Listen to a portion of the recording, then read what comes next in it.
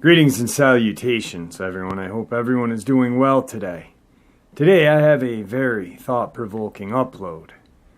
Quite a few encounters that are going to make you question what you knew already. I also am going to share William/Victor's trip to Santa Cruz. A hunt that he couldn't share, but now he has not been around for a while, and I don't know what's going on, and I kind of want to just poke the sleeping bear. I'm going to share it with you. So before we get into today's upload, a couple links. As you know, I rely on my Patreon, my PayPal, and my merch to help this channel to continue to grow and go. All of those links are in the description below. I also have a second channel for creepypasta, fan fiction, and scary voice acting. Stories that they really don't fit on this channel. Now, if that's anything that you're into, follow that link and give those stories a listen. You may just like what you hear. Now I've definitely taken enough of your time, guys. Let's get on with today's upload. Shall we? Today's first encounter. Huge dog-like creature protected me from something worse. When I was in residency, I lived near the hospital, so I walked back and forth for my shifts. One night I got out very late, around 2 in the morning, and was walking home the way I usually did. This was in the middle of a big-ish city, urban area, although pretty deserted for being so late on a weekend in the winter, so no people or cars were around.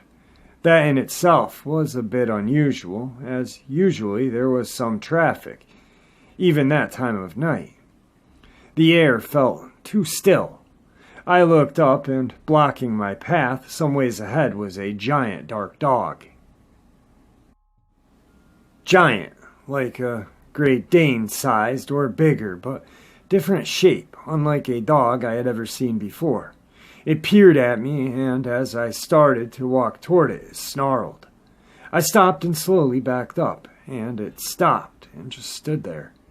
I started to walk around it with a much wider berth, and it snarled again.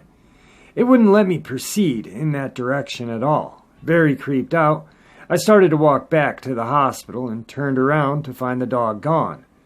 There wasn't anywhere it could have gone that quickly. Shaken, I returned to the hospital and explained the situation to the police officer there who drove me home. The dog was gone, and I never saw it again. As scared of the dog as I was, I had an uncanny and very clear feeling that it was protecting me from something horrific by not letting me go in that direction, alone and very late at night. I had never written this story down before, but I can't stop thinking about it, despite it being about 5 years ago. Anyone ever heard of anything like this? Now, a lot of people are probably going to hear this encounter and say Cadejo, which I immediately did as well. But upon some further research, I came across something called the guardian black dogs. Guardian black dogs refer to those relatively rare black dogs that are neither omens of death nor cause of it. Instead, they guide lost travelers and protect them from danger. Stories of this type become more widespread starting around the early 1900s. In different versions of one popular tale, a man was journeying along a lonely forest road at night when a large black dog appeared at his side and remained there until the man left the forest. On his return journey through the wood, the dog reappeared and did the same as before.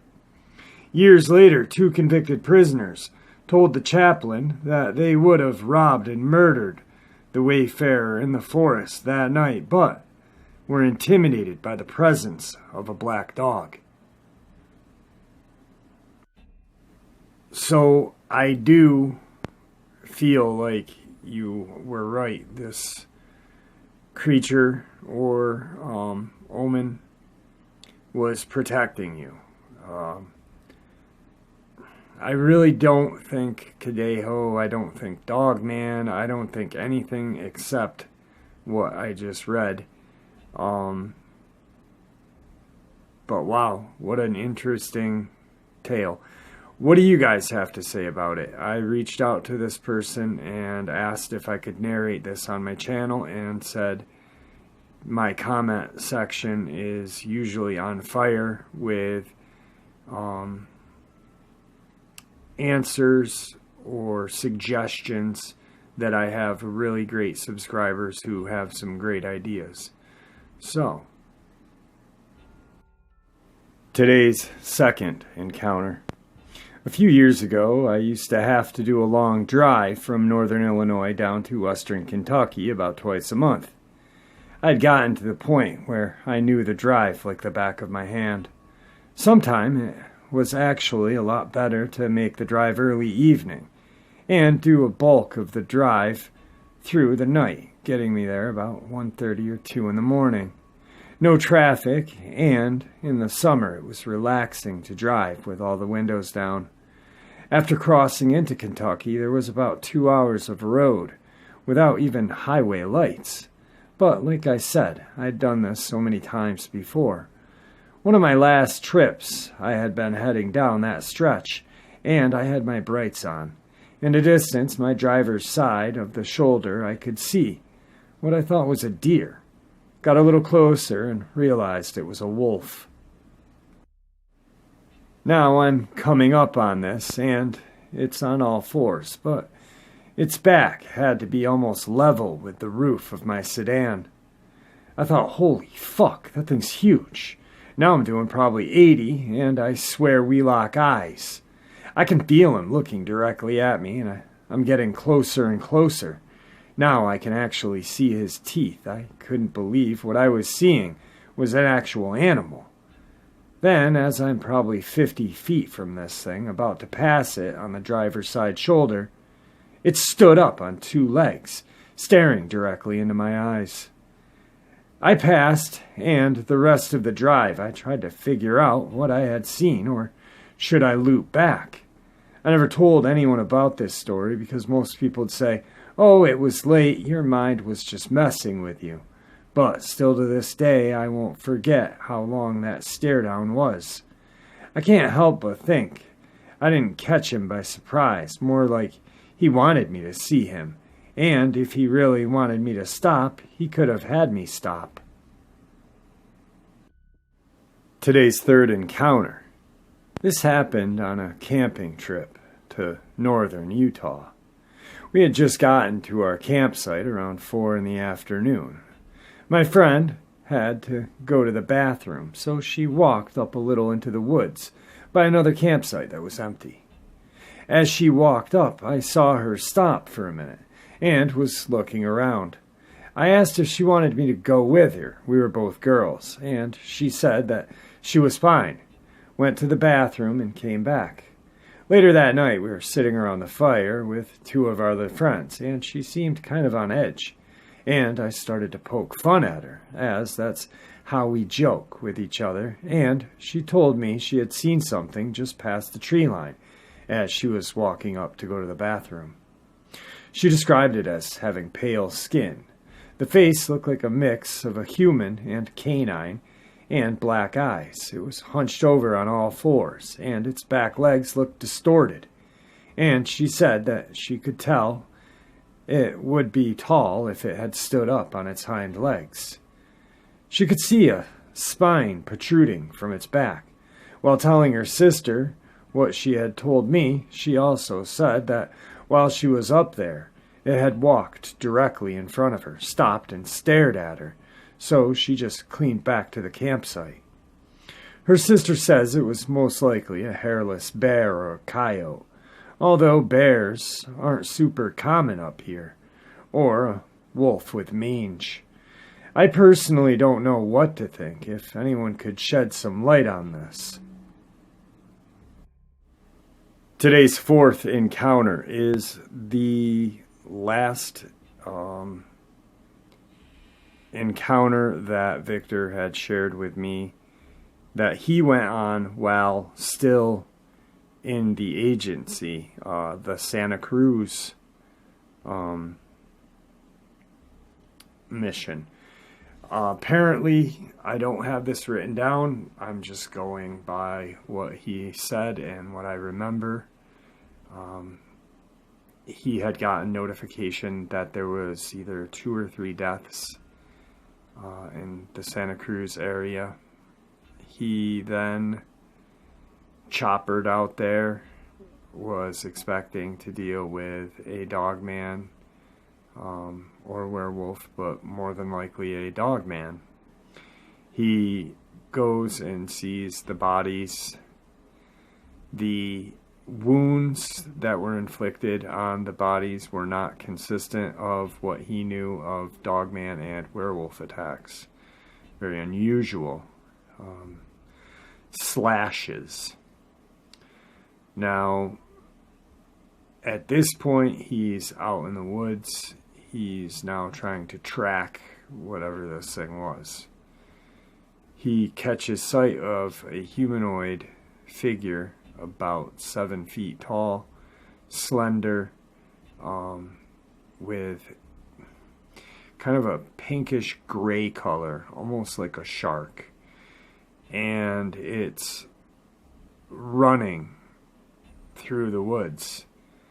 I can't recall if he does take a shot at it or not. I want to say he didn't. But he said the forearms, whatever the forearms were, it had some sort of like fin or something that was like razor sharp.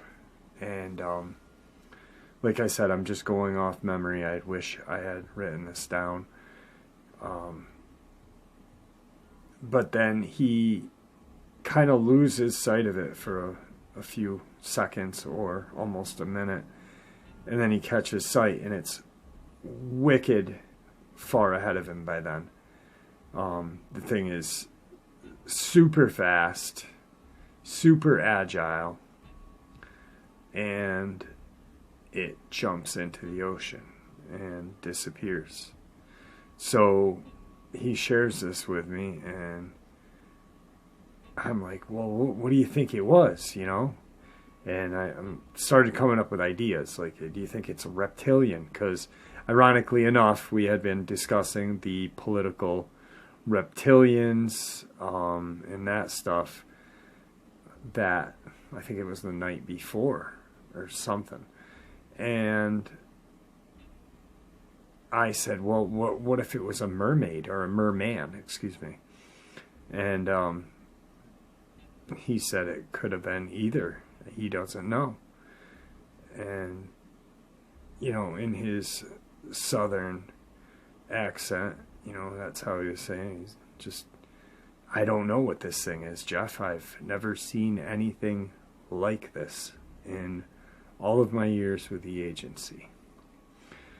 So then I shared a story very similar with him about a subscriber who had sent me an encounter about a year ago, and a friend of mine who lives out in Washington State,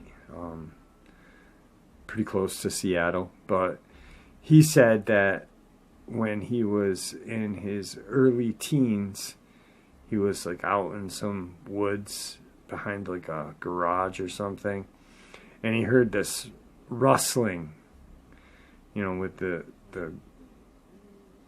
wood or tin or whatever the hell was behind this garage or shack, and he sees this creature, this humanoid creature, just stand up. And it wasn't after him, you know, it saw him, they made eye contact, and it took off very quickly and jumped into the water and escaped.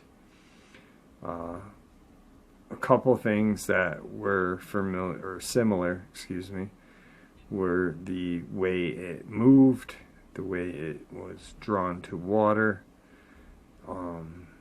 Just very, very cool. So I wanted to share this, kind of to hide it, because as I'm narrating these encounters, I'm having some crazy stuff coming at me via email and phone. So anyway, on to the next encounter. Today's fifth encounter. I was at my friend's house. He lives around a lot of woods in a small town in North Carolina. It was around 2 in the morning. Me and my friend were just hopping off of MW2 when we needed to put his dogs up for the night. So we walked them to put them up. But we couldn't find the cat, and we didn't want the dogs getting a hold of the cat, so we looked around the house until we finally found him on the front porch. So we put him inside and walked out to go back to my friend's house. My friend basically has 2 houses, so we stepped out onto the back deck when we hear a cat about 50 yards away in the woods screeching like it's being attacked. So we assume it's his other cat, so we call his dad. He's a veteran in the Marines, basically meaning he's seen some shit. So he comes out on Marine mode with his AR-15 and flashlight scanning the woods. When we hear a kind of like hissing, but not a hissing noise, it's almost like something big is out there breathing. We got real quiet and listened to it, just keep making a blowing noise. But then we noticed it was to the right of us. 1 second, and the next, it was right in front of us without making any noise. As anyone would be, my friend's dad was in shock from what was going on, and fired off 4 rounds into the woods. It got quiet. But then seconds later the noise resumed, but it was moving all over the woods and making no noise at all. Eventually my friend's dad decided to push up to the wood line with a gun and flashlight in hand. The thing came right in front of him. He described it as being around eye level with him. He's around 6 foot. But what really bothered me is that it wasn't afraid of gunshots or people. Eventually, after not ever being able to see it, we gave up and called it a night around 3 in the morning. The cat didn't come out at all. We began walking back to his house when we heard it come from about 30 feet to our right. So we rushed at it to find it, nothing at all. Me and my friend and his dad go inside, talking about how crazy the situation was. Me and my friend started doing research, but couldn't find any type of animal that made that noise. It just messes with our head that an animal or creature has the balls to stand its ground while people are surrounding it and shooting at it. It just made no sense, and it still doesn't. It's the next night now. 12:45, my friend and I bought some chicken and placed it on the wood line. We're sitting outside right now waiting with a spotlight for something. Whatever it is, we want it gone. It just terrorizes the pets he owns. Today's 6th and final encounter. A little background on me and that day. I work in real estate, more exactly commercial real estate. So my work takes me all over the place, from urban industrial areas to very off the beaten path, secluded areas, farmlands, development lands, etc.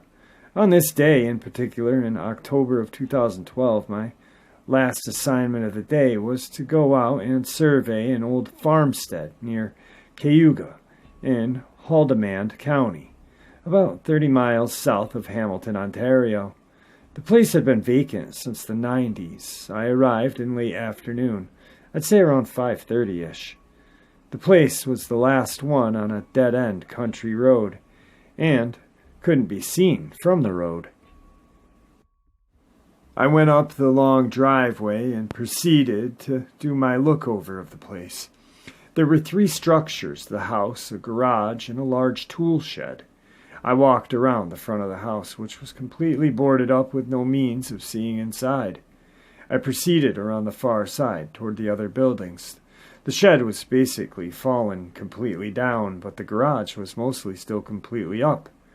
I noticed around the side man door a lot of huge scratches, and the door was half broken down, but still held by a padlock on one side, and the middle and upper hinge.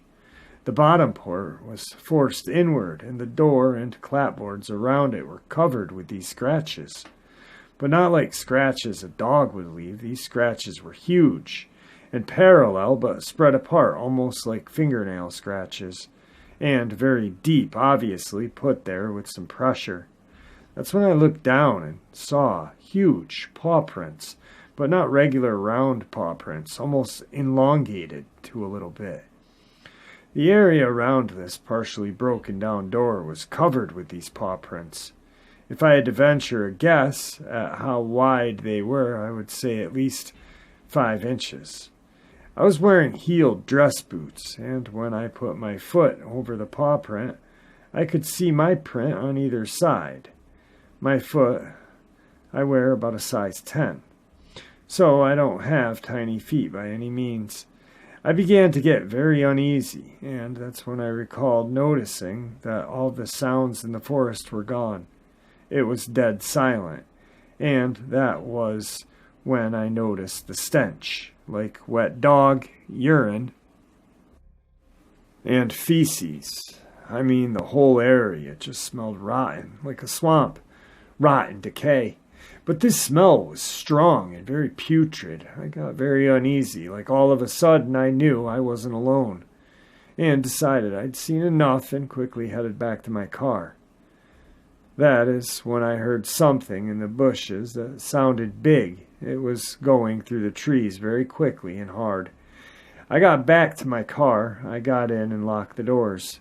When I started my car and turned the lights on, that's when I caught eyeshine in the trees ahead of me. But the eyeshine was not at the level of a dog's head to be.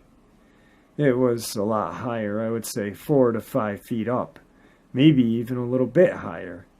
I couldn't make out a shape as it was getting on towards dusk, so there were a lot of shadows in the trees, but I thought I saw a large figure in the trees, but I couldn't be sure. I started to freak out a little bit and decided it was time to go, so I backed around right into the wet marshy spot and kind of got my car stuck. I was more interested in watching this thing than where I was going, which was a mistake. My attention quickly went back to the car as I tried to free myself from the mud. When I looked back to where this thing was, it was gone. The spot it was at, I could see further into the trees, so there was definitely something there, but I couldn't see exactly a shape, more so just a large shadowy figure. After several seconds of rocking my car back and forth, I managed to get it out and left very quickly. I don't think I have ever been so scared in my life. Like I said, I didn't clearly see it. What I did see was just left me with a feeling of intense fear and evil. Something bad was there. I returned to that spot about 1.5 years after this incident, and the place is gone. Someone bought the property and tore it down and cut down a lot of the trees, but to the best of my knowledge, nothing has been developed there. It's still just vacant land. I've not really told anyone about this, as I don't want to be ridiculed or made fun of. A coworker said it was probably a bear, but I know for a fact there are no bears this far south in Ontario unless it was from a zoo. I had long forgotten about this till I recently saw a video on YouTube about someone's encounter with something very similar to what I described. I handled the sale of some farmland on the nearby to the place I experienced the Six Nations Indian Reservation, and the client was one of the few remaining pure-blood Indians. I'd put him easily in his 80s, if not older. I asked him about odd happenings in the area, like strange animals in the area, and sort of told him of my experience, not in detail, just that I was on that property. He responded with a question. "You saw it, didn't you?" He went on to say there are many things that are unknown to this world, but wouldn't comment further about my experience, only said there is a good reason that particular place has sat empty and unused for decades. I had an odd nightmare of that day for about a year afterwards, and I'm still very hesitant to do surveys in that area. Well, guys, that was one hell of an upload. I really enjoyed all of those encounters. I did share the email in my community comment section. A lot of support, a lot of people saying it's fake. Of course, I could produce an actual photo of a Dogman and people would say that it's photoshopped or something. I'm just coming to realize that there's always going to be people that are very immature and just want to be them, I guess. I don't know anything better to call them other than asshole. So yeah, I know that there's been some crazy stuff going on since Victor has departed this channel. I know some subscribers have had some weird stuff happen. They've contacted me. Just a lot of weird stuff going on. And I just want to let you guys know that I am not going to stop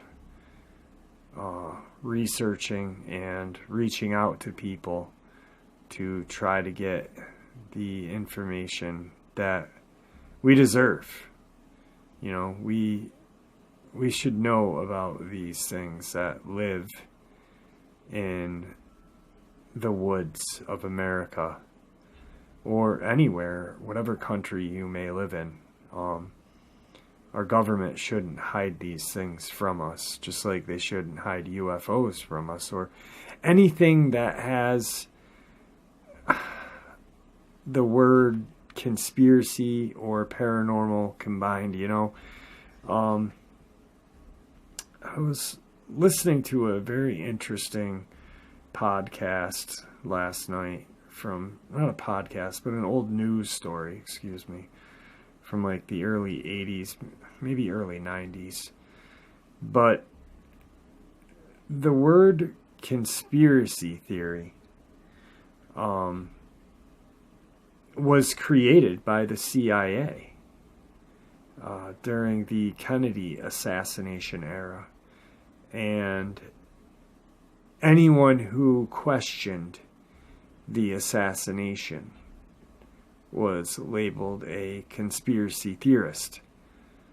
So it just goes to show what alphabet agency in our country really sucks.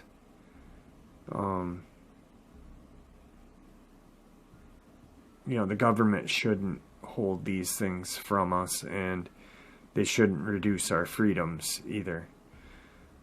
The Freedom of Information Act or whatever. Anytime someone asks for, like, let's say you write and you get some sort of paperwork about a Sasquatch encounter or some weird encounter that has been documented by the government, they'll give you the paperwork, but the majority of it is redacted with black marker, black Sharpie. I've seen it firsthand. I've got a, not an original, but a copy of a redacted government page. And, it's just crazy what they do. And so I'm rambling now. I'm getting nervous, I guess. I don't know what the hell's going on. Not nervous, just weirded out, I guess. Just a lot of weird stuff going on. All I want to do is bring the truth, I want to find out what the hell is going on with you guys. I've never claimed to know everything or anything. I'm learning every day from you guys. You guys sharing your encounters with me or your wisdom, that just brings more clarity to this shady gray area that the government or the CIA have created. And with that, guys, I'm going to bid you Farewell.